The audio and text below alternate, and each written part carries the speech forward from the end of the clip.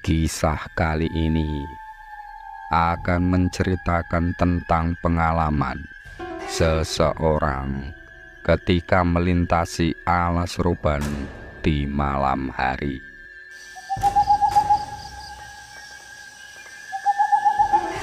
Sebut saja namanya Pak Udin. Kejadian itu terjadi beberapa belas tahun yang lalu. Malam itu, beliau melintasi alas roban bersama putranya yang masih berusia 9 tahun. Kala itu, Pak Udin berencana untuk pulang ke rumahnya yang ada di Semarang.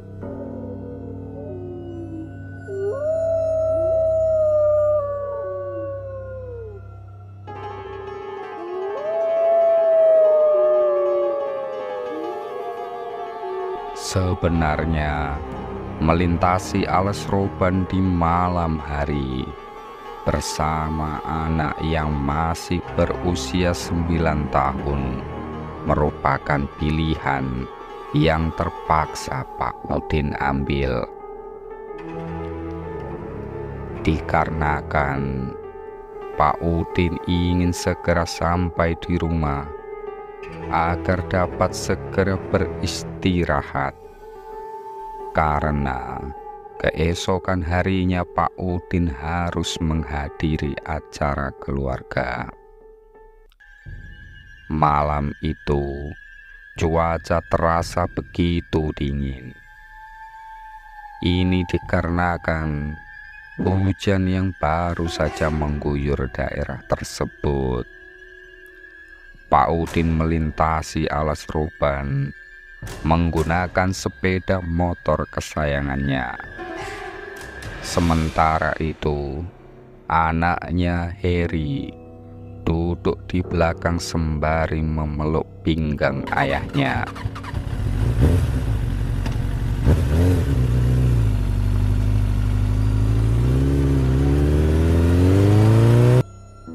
Sembari mengendarai motor, Pak Udin sesekali mengajak bicara anaknya agar anaknya tidak mengantuk. Gimana Mas Heri? Ngantuk apa enggak? Boten Bapak, Heri enggak ngantuk. Hawane dingin yo, jaketnya udah diselarakan toh? Sampun Bapak, sudah tak selerakin. Heri lapar lagi Bapak. Oh alah, iya Mas. Nanti kalau sudah dekat rumah, kita beli nasi goreng langganan kita ya. Nggih Bapak. Heri mau tambah telur nggih? Iya. Heri berusaha menikmati perjalanan, meski kanan kirinya hanya nampak pepohonan rindang. Sembari membayangkan rasa nasi goreng yang akan dia nikmati nanti.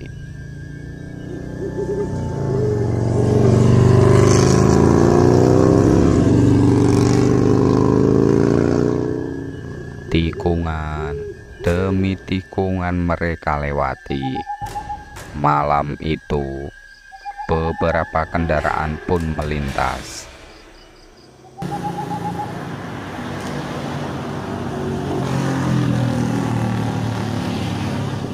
Sesekali, Pak Udin membunyikan bel untuk menyapa pengendara lain yang malam itu jarang Pak Udin temui.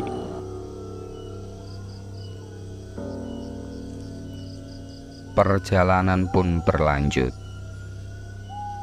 Heri kala itu mulai terserang hawa kantuk. Dipengaruhi hawa dingin dan suasana alas roban yang membuat rasa kantuk semakin menghinggapi. Sekuat tenaga, Heri berusaha membuka matanya. Dan tiba-tiba sekelebat bayangan putih nampak di pinggir jalan. Awalnya, hal itu tidak Heri hiraukan. Namun, meski sudah terlewati, bayangan putih itu muncul kembali hingga beberapa kali.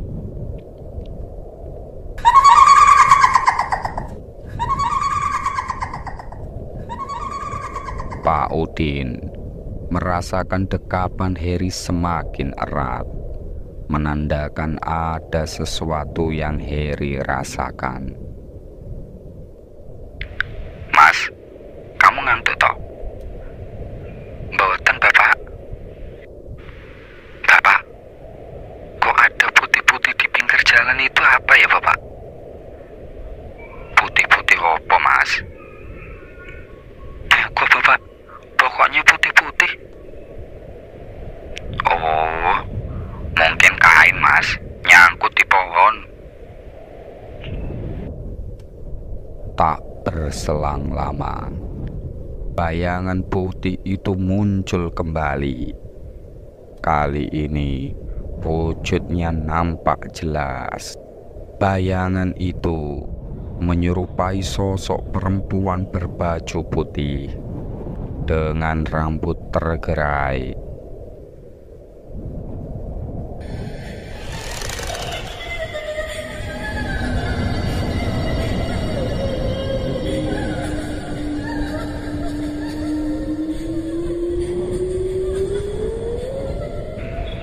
Astagfirullah, apa itu? Kata Heri lirih sembari mengencangkan pelukannya. Apalagi, Mas? Bapak, tadi ada lagi, Bapak. Kayak perempuan. Jawab Heri sembari menahan takut. Pak Udin mulai merasa was-was akan apa yang putranya alami. Udah, nggak usah takut. Kamu merem aja sambil baca doa. Mulai saat itu, Heri tak berani melihat sekeliling. Tatapan matanya hanya mampu tertunduk. Angin yang menerpa mereka semakin menyebarkan hawa dingin. Pak Udin berusaha memacu kendaraannya agar bisa segera lepas dari dekapan alas roban.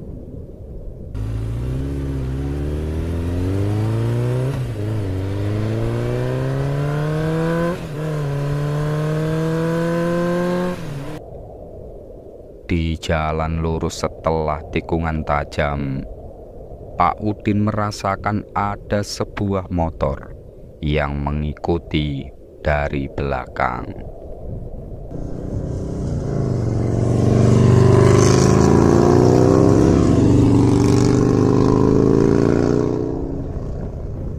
Perasaannya sedikit lega karena ada kawan perjalanan, pikirnya. Setelah sekian lama, motor itu mengikuti dari belakang. Terdengar suara klakson dari arah motor tersebut.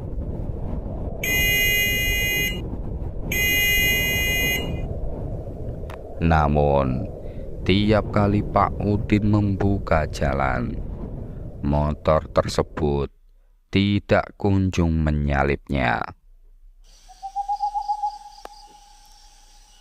Hal itu terjadi beberapa kali hingga membuat Pak Udin merasa tidak nyaman. Pak Udin sengaja memelankan motornya supaya motor di belakang dapat segera menyusul dirinya.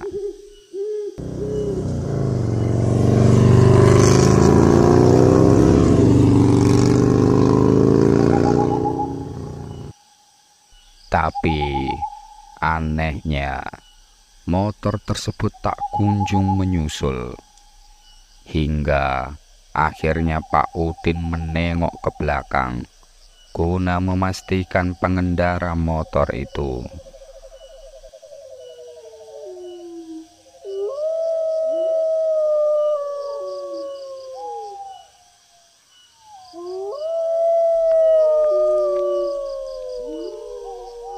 Dan hal yang mengejutkan pun terjadi.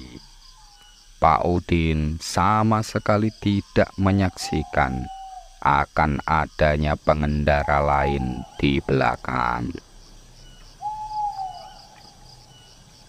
Hal yang sangat membingungkan bagi Pak Udin, lantaran jelas-jelas dia merasakan adanya pengendara lain. Bahkan pengendara tersebut baru saja membunyikan klaksonnya. Sontak, hal ini membuat bulu kuduk Pak Udin berdiri. Jelas sudah bahwa mereka sedang diteror oleh para penunggu alas Troban.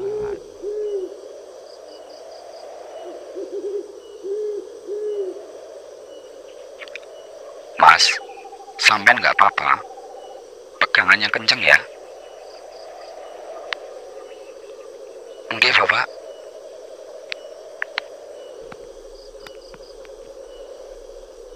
Pak Udin semakin memacu kencang motornya, berusaha melupakan kejadian yang telah dia alami. Namun, sepertinya para penunggu alas Ruban tak akan membiarkan begitu saja.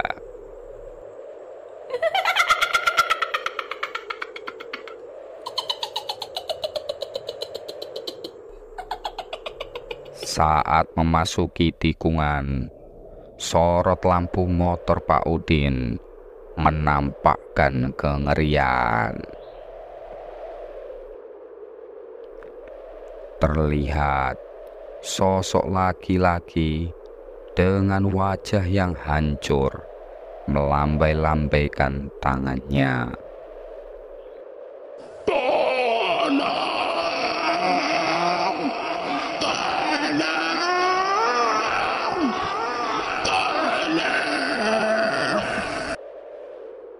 Begitu kagetnya Pak Udin hingga mereka hampir saja terjatuh. Astagfirullah. Enten apa, Bapak?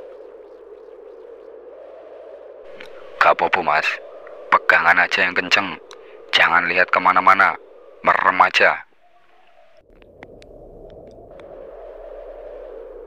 Hal itu semakin mengisyaratkan kengerian yang sedang terjadi.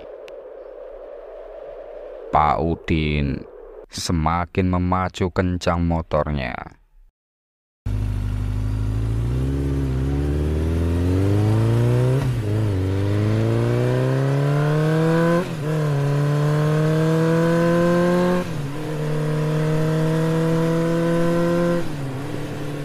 Hal yang mengerikan kembali terjadi.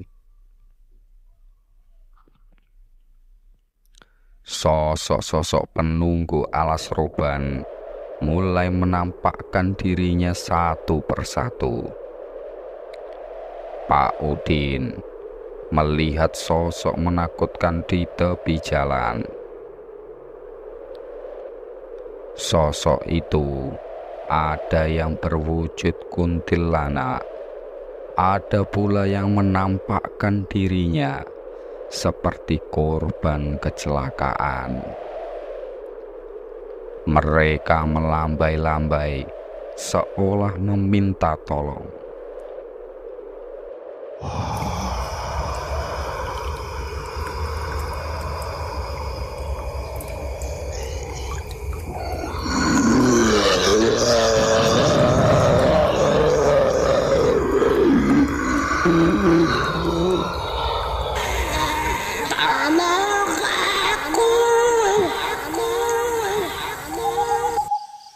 Pak Udin kala itu tak ingin memperhatikan lebih detail lagi. Tubuhnya lemas, pikirannya kemana-mana, mengingat dirinya membawa anak yang masih kecil.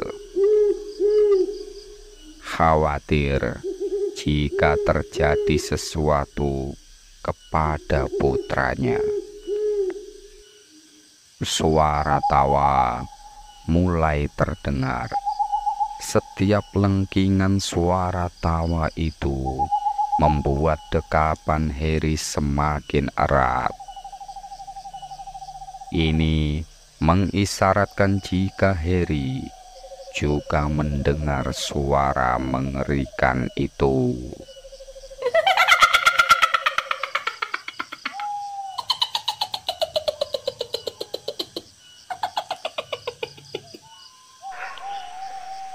Tenang mas, ada bapak.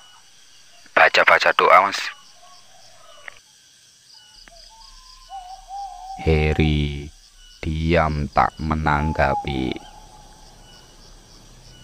Pak Udin berusaha berkonsentrasi.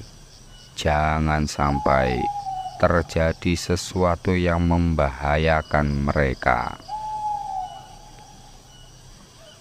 Perjalanan melintasi alas roban menjadi ujian keteguhan hati mereka.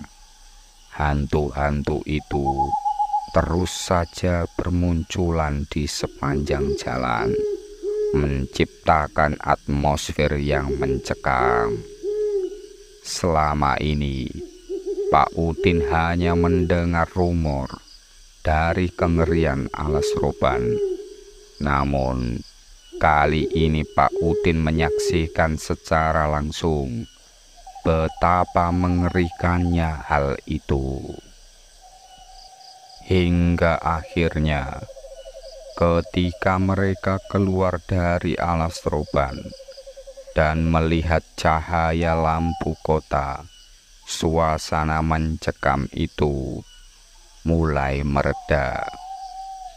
Meski begitu, pengalaman menyeramkan di malam itu akan selalu terukir dalam ingatan mereka, menjadi kisah mistis di alas roban yang akan mereka kenang sepanjang hidup.